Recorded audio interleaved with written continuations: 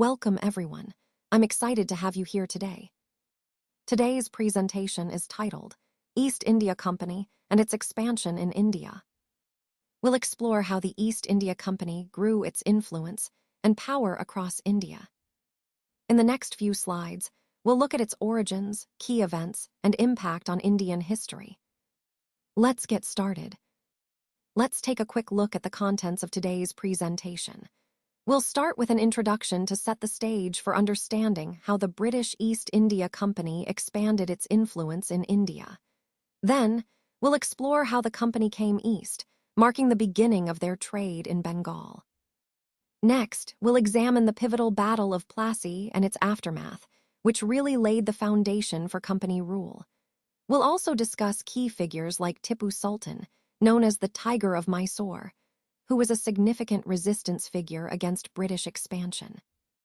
As we move along, we'll look into the various wars the company fought, including conflicts with the Marathas and the Northwest, highlighting how these shaped the political landscape. Alongside these military campaigns, we'll discuss the administrative reforms introduced to manage the expanding territory effectively. Later, we'll focus on the development of the company army, an essential part of maintaining control. Throughout, we'll have several discussion points to analyze the impact of these events. Finally, we'll wrap up with a final discussion that ties everything together, emphasizing how this period set the stage for colonial rule in India. This overview will help us understand the complex process of how the British East India Company transformed from a trading enterprise into a governing power, shaping Indian history in profound ways. Let's start with the introduction. Here, I want to set the stage for everything we'll be discussing today.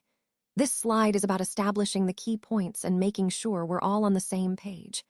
I'll explain each concept thoroughly, but in a way that's easy to follow, keeping it conversational so it feels natural and engaging. The main goal is to highlight the most important ideas that connect to our overall theme, helping us see how each part fits into the bigger picture. So, as we go through this, keep in mind that this introduction is about laying a solid foundation for what's to come. In 1600, the East India Company was granted a significant charter by Queen Elizabeth I, giving it exclusive rights to trade with the East. This was a major step in establishing British presence in the region. Now, during those times, mercantile trading companies aimed to make profits mainly by excluding their competitors. But it's important to understand that they couldn't fully prevent other European powers from entering the Eastern markets. All these companies, whether Dutch, Portuguese, or British, were after the same valuable commodities like cotton, silk, and spices. Naturally, this led to fierce competition. They often sank each other's ships, blockaded routes, and even tried to prevent rival ships from delivering their supplies. Trade was often conducted with the use of arms, and trading posts were heavily fortified to protect their interests. These actions show how intense and sometimes violent the competition was, reflecting the broader struggle for dominance in the region. All of this ties into the overall theme of European expansion and the complex dynamics that shaped global trade during that period. Now, moving on to a crucial turning point in history, beginning with the East India Company's entry into Bengal. This marked the start of a new era of trade and influence. The company, originally a trading entity from England, saw Bengal as a strategic and economically vital region. Its rich resources and thriving textile industry made it an attractive place to establish trade. This initial presence laid the groundwork for deeper involvement in local politics and economics. As we explore this slide, keep in mind how this initial trade relationship eventually expanded, shaping the course of history not just in Bengal, but across India. It's a key moment that connects to the larger story of colonial expansion and economic change. In 1651, the first English factory was established on the banks of the river Hugli. This was a significant moment because it marked the beginning of formal European trading presence in Bengal.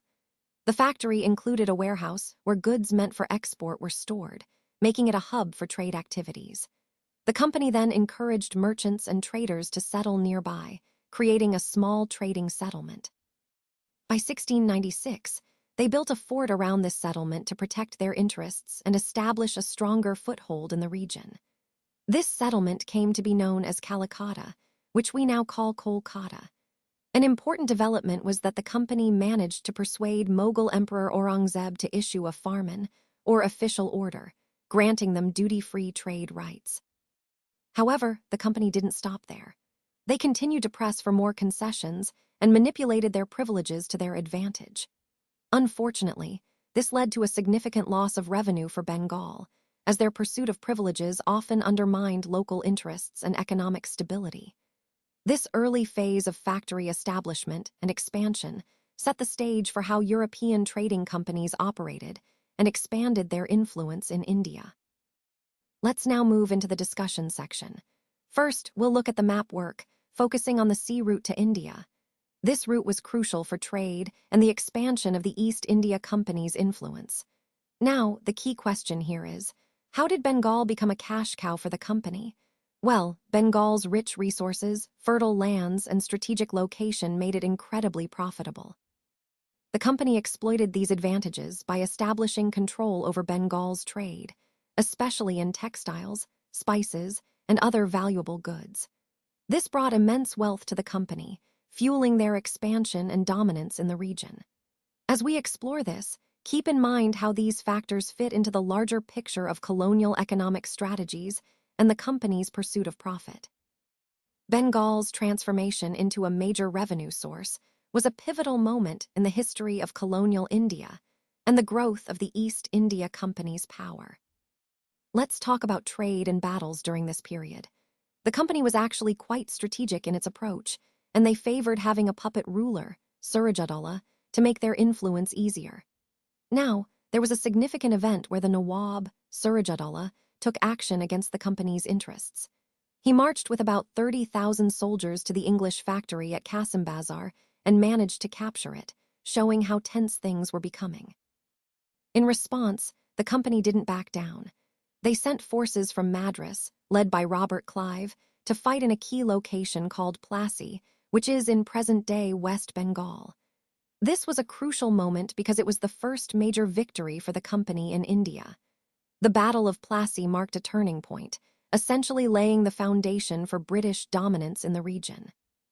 A major factor in this victory was the betrayal by Mir Jafar, who was supposed to be an ally but ended up aligning with the British. His betrayal led to the defeat of Nawab Suraj-ud-Dawla, shifting power dramatically. This event is a perfect example of how alliances and betrayals played a vital role in the larger story of colonial expansion, tying into our overall theme of how trade, warfare, and strategic manipulation shaped history during this period. After the Battle of Plassey, we see significant consequences unfold. Suraj-ud-Dawla was assassinated, which led to Mir Jafar being installed as the Nawab. However, when Mir Jafar protested against the company's demands, they replaced him with Mir Qasim. The Nawab was required to pay a hefty Rs 500,000 every month, but the company was eager to squeeze even more revenue from Bengal. Interestingly, the company's main goal remained trade expansion, not direct administration.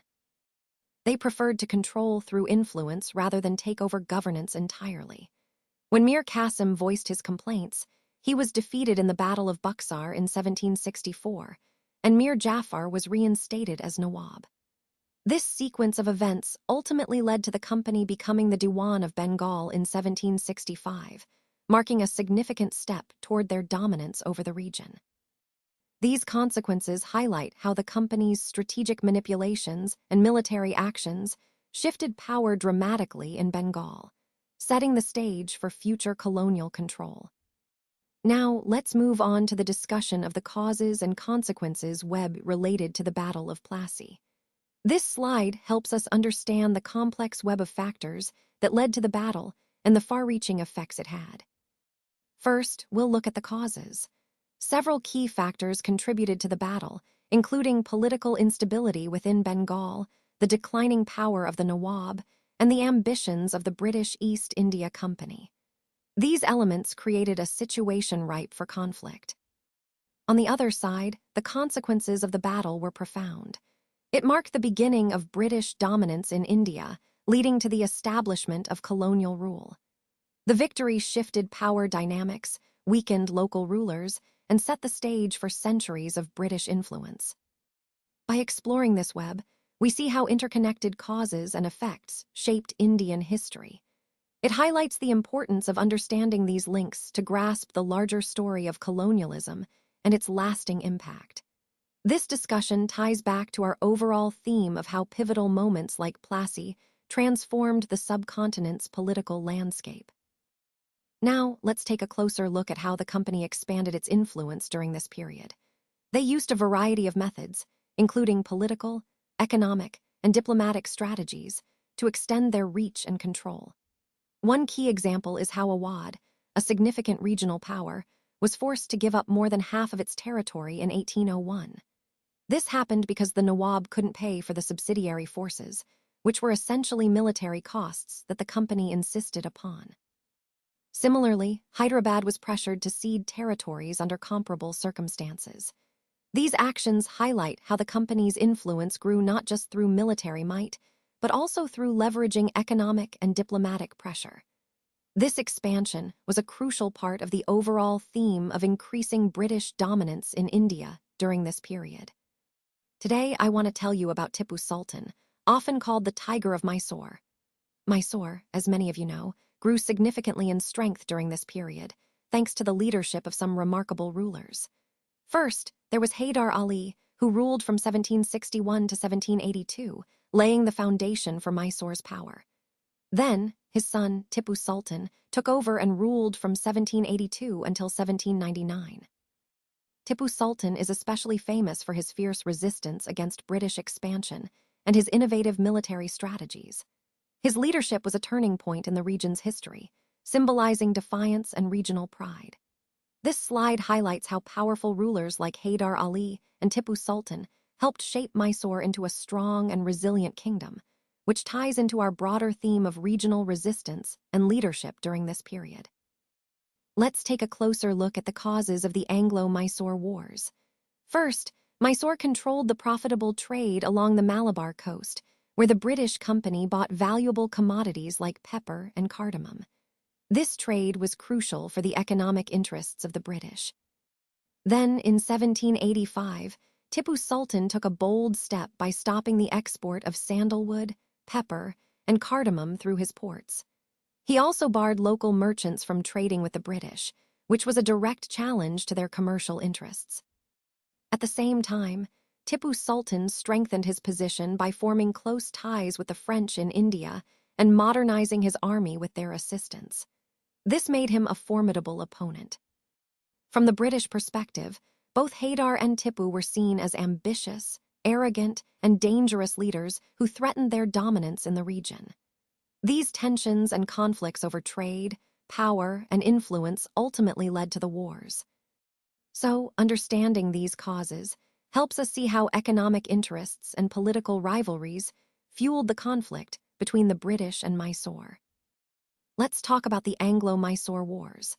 Over a period of about 3 decades, from 1767 to 1799, 4 major conflicts took place between the British East India Company and the Kingdom of Mysore. These wars were driven by the British desire to expand their influence and control in India, and Mysore was a significant regional power at that time. The First War, from 1767 to 1769, was relatively limited, but set the stage for ongoing conflict.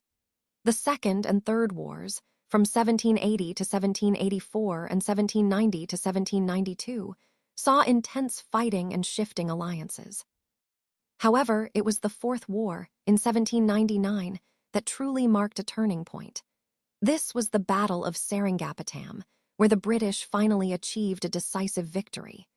This victory not only ended the wars, but also resulted in the significant weakening of Mysore's power and the expansion of British influence in the region.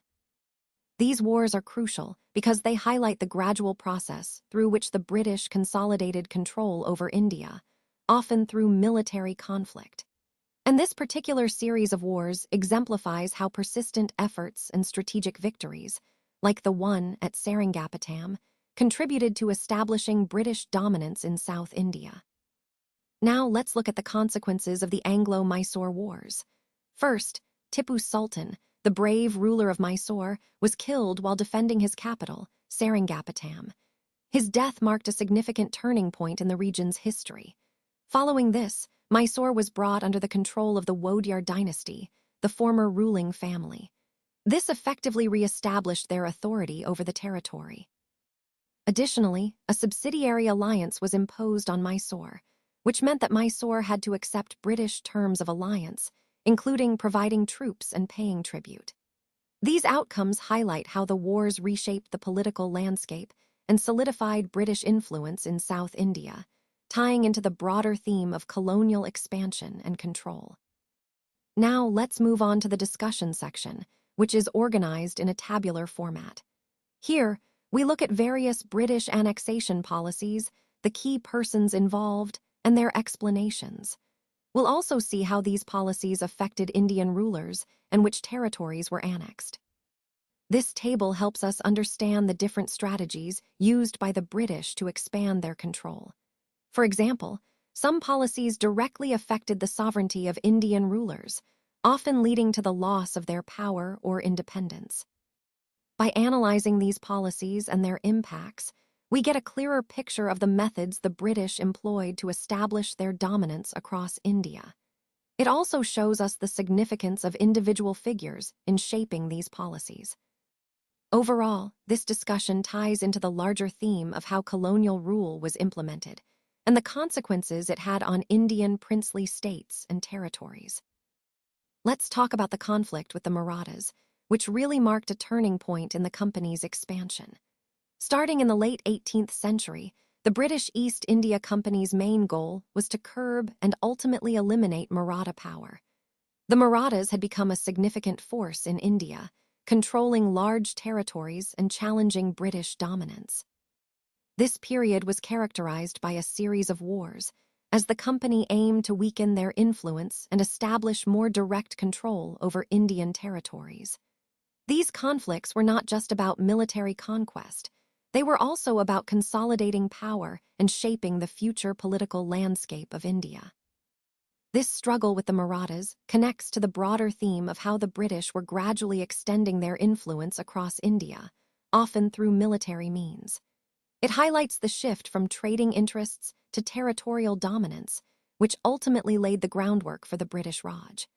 So, understanding this war helps us see how the company transitioned from a trading entity to a ruling power in India.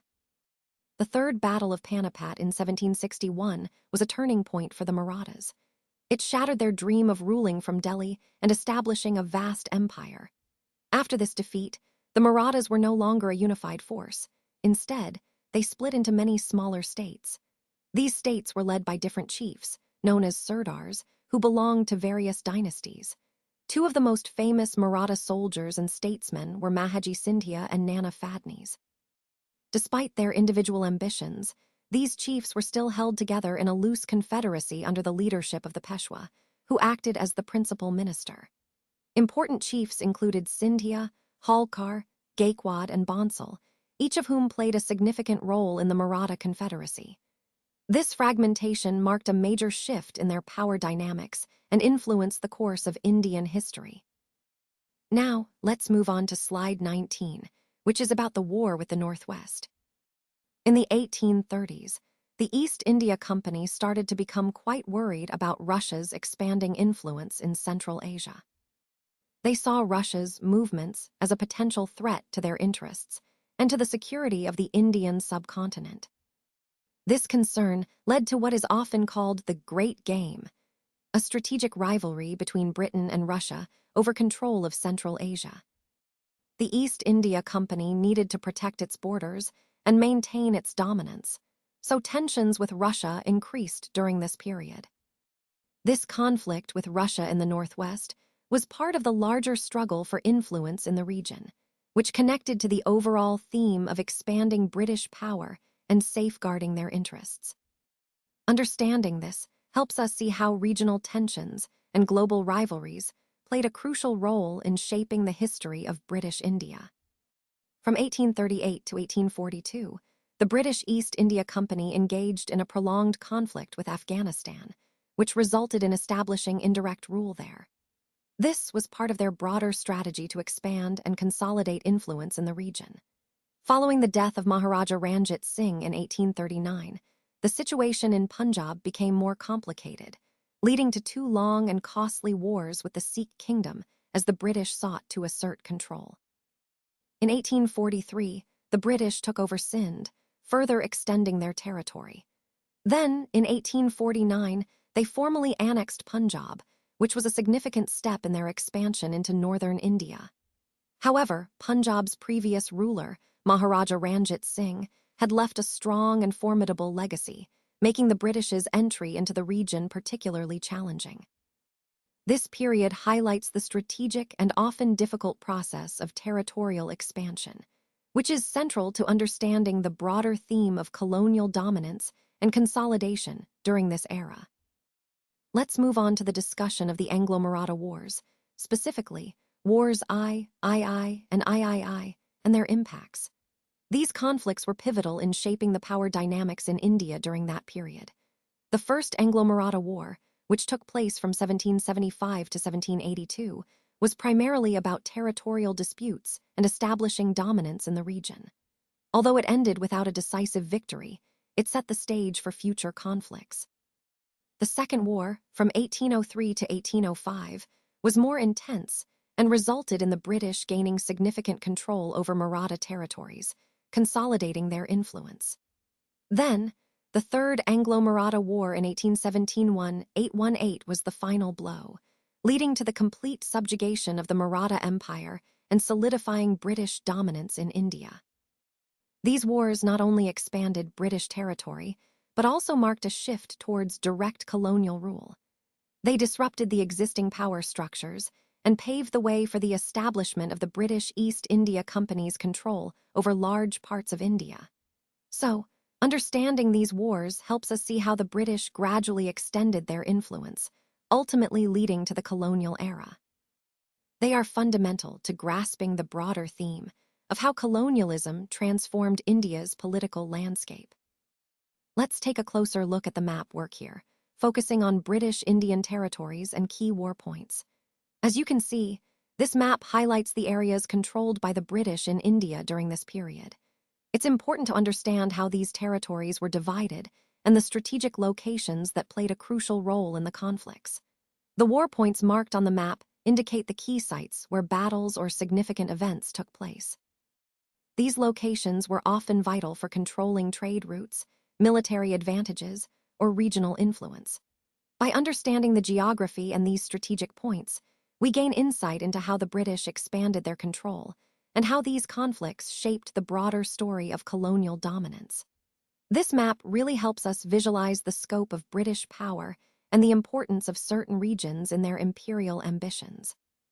Now, let's talk about the introduction of administrative reforms during this period. From 1773 to 1785, the Governor-General played a crucial role as the supreme head of administration. This position was established to bring more organized and centralized control over the expanding territories.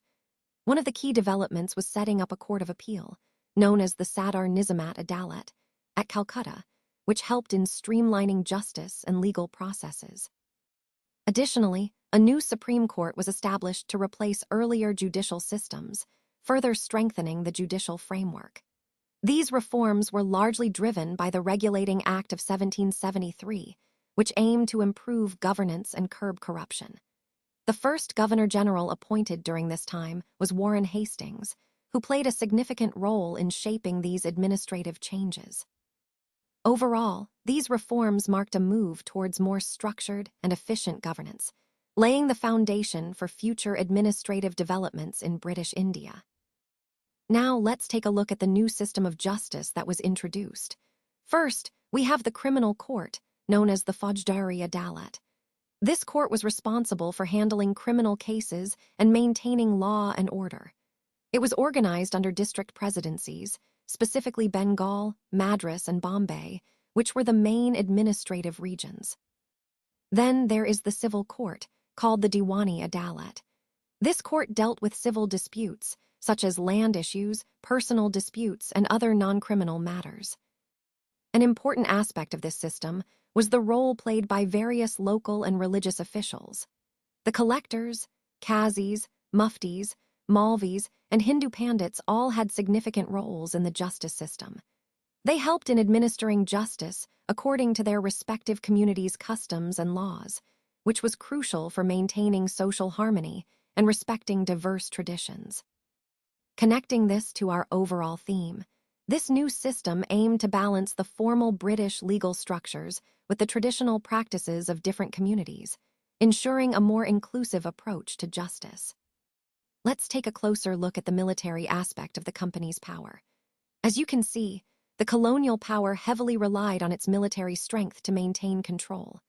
The Mughal army, for example, was mainly made up of cavalry and infantry soldiers, reflecting the military tactics of the time.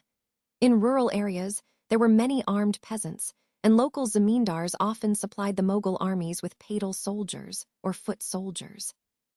Interestingly, the East India Company adopted similar recruitment methods for building its sepoy army, which was crucial to its expansion. As warfare technology evolved starting in the 1820s, the importance of cavalry declined for the company's army. This shift in warfare methods meant the military had to adapt to new technologies and tactics. Now, tying this into the bigger picture, what's really significant is how the East India Company transformed over time. Originally a trading enterprise, it gradually became a territorial colonial power. The advent of steamships played a big role here, reducing travel time to just 3 weeks, making it easier for more British people and their families to settle in India. By 1857, the company had established direct rule over about 63% of India's territory and 78% of its population. When you factor in its indirect influence over the rest of the country, it's clear that the East India Company essentially controlled almost all of India. This military strength, combined with technological advances and strategic recruitment, was key to its dominance and the transformation of India into a colonial territory. All right, as we come to the final slide, let's take a moment to reflect on the journey we've taken through the history of the East India Company. We've mapped out its rise from a trading enterprise to a dominant political force. We've reviewed the key events that marked its expansion, such as the Battle of Plassey and the establishment of control over vast territories. We've also examined the major transformations it underwent, from a commercial company to an imperial power. These points are crucial because they illustrate how economic motives can evolve into political and military dominance. Connecting this to the overall theme, it shows how a relatively small trading company played a pivotal role in shaping colonial history and global trade networks. Understanding this helps us grasp the complexities of imperialism and its long-lasting impacts.